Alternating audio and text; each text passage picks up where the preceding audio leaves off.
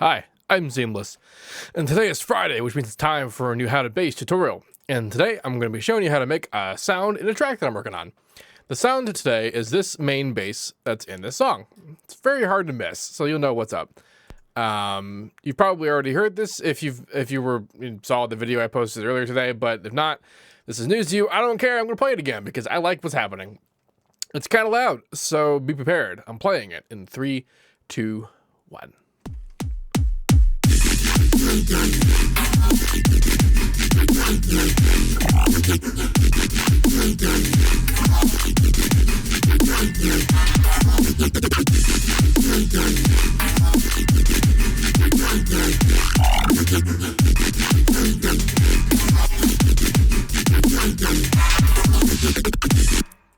And here's what it sounds like by itself.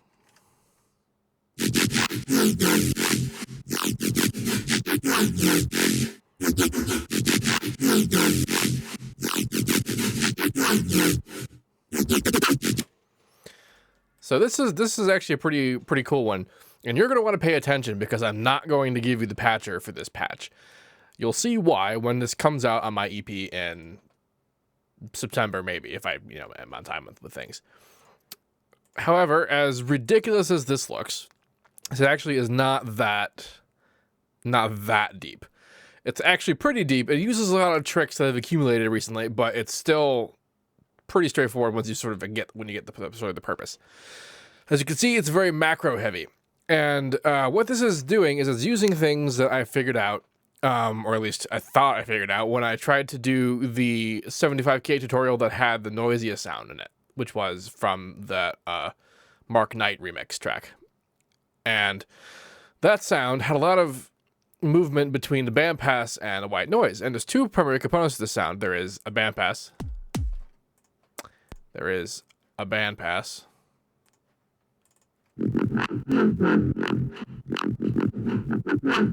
No, and not necessarily a white noise, but still pretty noisy.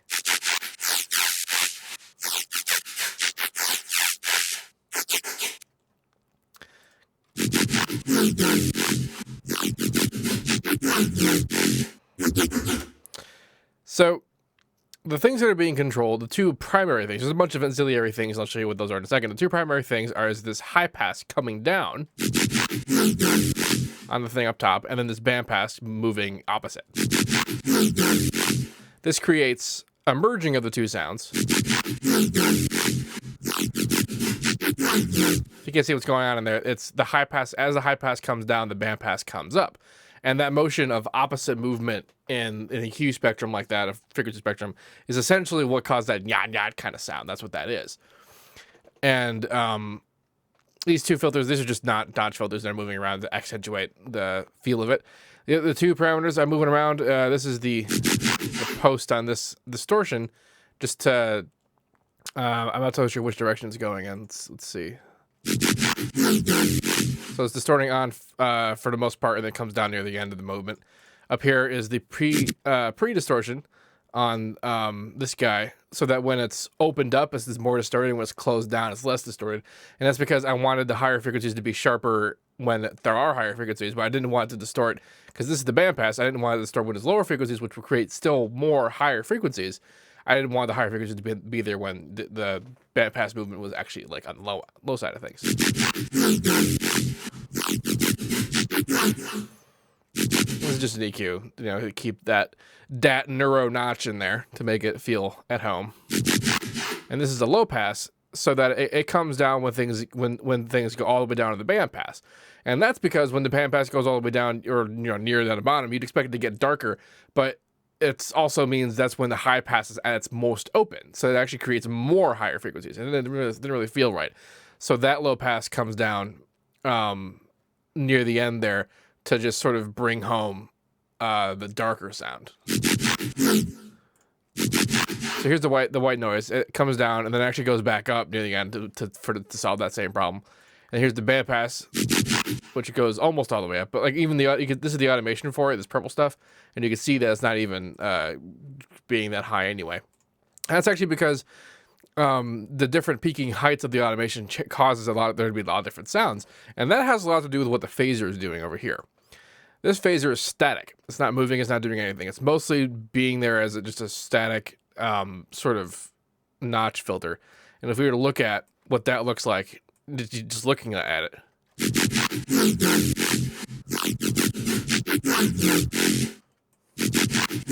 You see these these poles in the frequencies in the higher spectrum, and a little bit of lower spectrum as well. There's also some feedback, which the motion. There's a lot of motion going on because there's a huge amount of unison going on. That movement combined with the bandpass is causing it to have a little bit of a formality characteristic. And the higher the bandpass goes, the more of those poles it comes through, and which it gets to open up a little bit more. And there are some points where it actually gets really high, like right here, where it's revealing way more of them than most of them, and it becomes almost an entirely different sound up there. So where the bandpass ends as it reveals the nature of the phaser will greatly determine what that particular moment of the tone is like. Now the thing that's going on top of the noise is sort of like the signature Noisia drum and bass, like Vision Records sound, which is what happens when you have sort of phasing happening in the higher frequencies. I guess it's not going to show that here. Kind of hard to see it. Actually, I recorded it just to see if it was doing this in Edison. These holes in the spectrum, that is caused by what happens when you play a sound against itself, but detune it so very slightly. And it causes this particular movement. You might remember from other videos that in the Noisia stuff, it actually looks more curved in their stuff, and that's actually because I'm doing it slightly differently. And I'm accomplishing this as a result of gross beat. It's hard to tell; you can barely see it, but this is like 1 pixel down from just being completely flat, and it's a straight line. I might even just demo this like on an outside object because it's really hard to explain. Yeah. So if I have, let's say.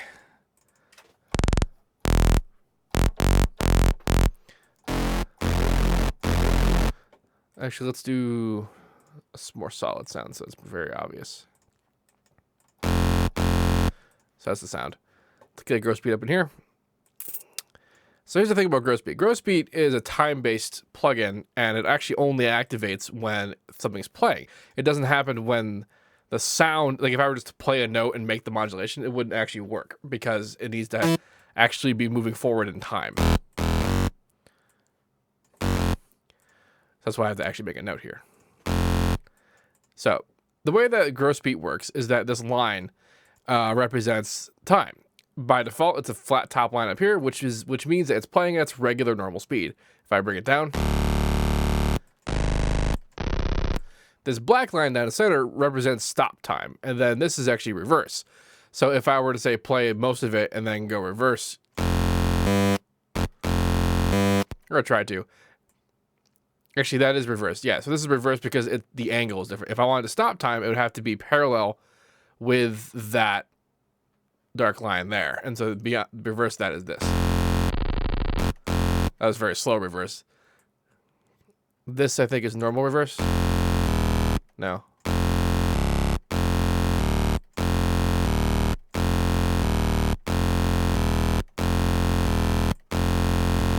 There it is. You can kind of see when this thing moves around. Anyway, point being, if we make angle adjustment, it changes the pitch essentially. Now this knob up here controls the mix between the time change and the dry change. So I'm gonna make a tiniest adjustment in the universe, and that happens. Now that's way too fast, and it's the same. It's the result that we want, but it's not. I mean, it's just too fast. So I'm going to change the tension of it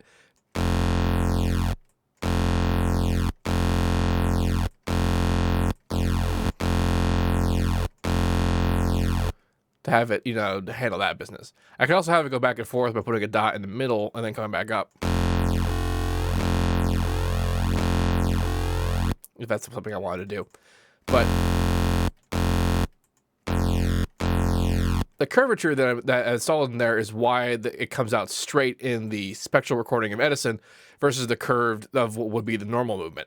And that's because this, while it looks straight, it's actually curved because this is not the natural rating, rather, this is not the even weighting of harmonics. This is the natural weighting of harmonics, which means that we see the lower frequencies have more space and the higher frequencies are more condensed. But if this were weighted, let's see, can I do this? It's in time for it now. Display settings. Yeah, if I turn off natural scale, then we have this, and now it's curved, but you can see the higher frequencies take up a lot more space. That's because each individual harmonic actually has an equal amount of space divided to it, as opposed to being scrunched up and opened up in the bottom end. That's why mine looks, I mean, you run into this with the Hertz or octave mode in Harmor a lot, if that's something that you do. But this gives us more information about things that are more important. Anyway, that's how that effect is being achieved. And I'm doing that on a lot of sounds inside this track. It's because I actually found out how to do that a long time ago, but I forgot about that particular ability when I was attempting to mimic that sound from other like similar sounds and artists. Anyway, the actual things that are being done here, the source sounds, and citruses, and they're very super solid bass kinds of things, but they're like super damaging almost. So this guy.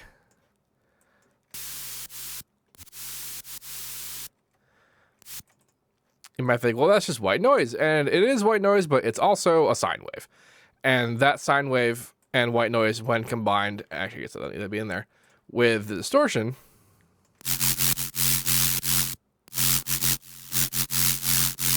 is that. And I believe I did a tutorial on that once upon a time, but that's what that effect is. Lots of noise, lots of unison, and also I'm modulating the volume post the distortion to give, movement on it. And then it gets put in with the high pass, and then it gets put in with the growth speed, which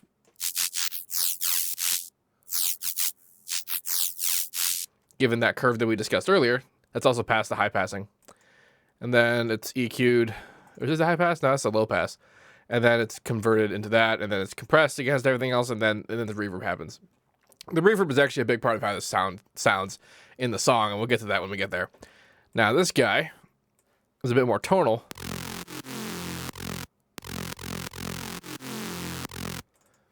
Yeah, it sounds like quite snappy, and this has to do, like, I may have been better off using Harmor for this particular purpose. Harmor's unison and the kind of control that you have over harmonics means that you can solve a lot of these particular problems. This particular problem being that I'm really just using a saw wave and a bunch of unison. I'm not doing anything special at all with citrus. And actually, I just thought of a couple of things I could be doing. But point being, I have a whole bunch of unisons higher than usual. Like, the sound is it's a bit messier than things I would normally use, but that's the kind of mess you need to have underneath things like the band passing and the distortion for it to sound like the kind of stuff we want. And then with the phaser, with the distortion, which is just that distortion is also there. This one's a bit more complex, but it's not by much. And then the band pass. Now you can kind of hear that it has a similar sort of phasing to the high passing that the growth speed gets us, and that's because of the unison. That's causing that particular reality.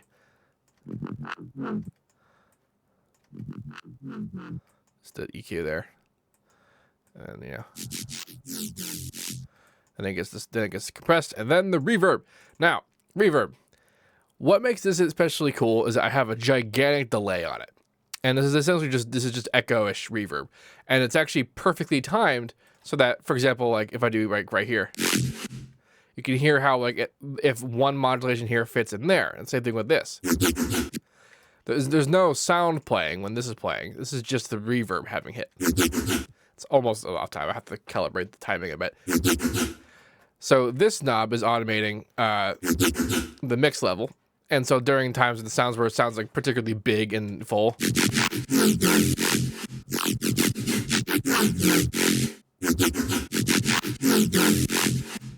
it's because this is coming in with the reverb to give it extra sort of space.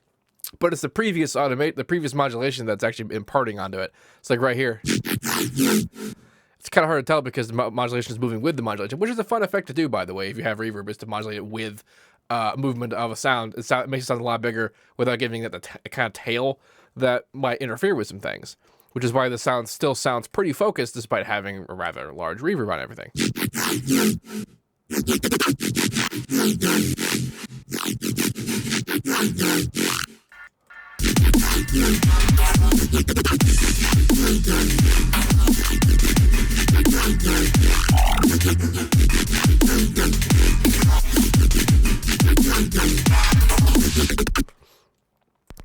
So the results of the sound are great. Like, I really like the sound, and I've wanted to be doing sounds like this for a long time. And I'm super glad that I was doing that 75K, that I figured out some things that are important.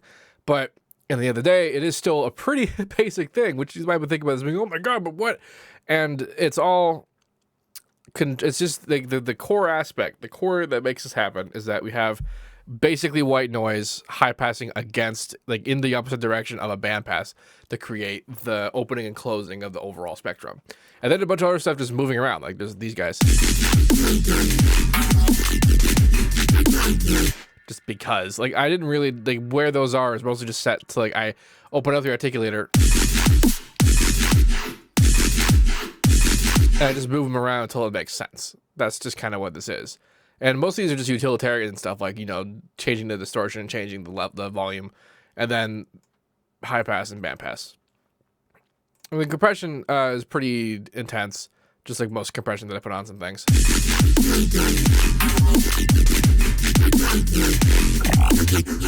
It's, might even say, over the top. I don't think there's anything important left about this sound.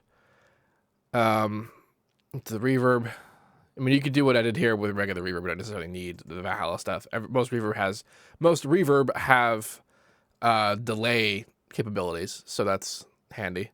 Or you could do it with just a real delay. That's also an option. And then just reverb to delay. Yeah, this makes sense. I'm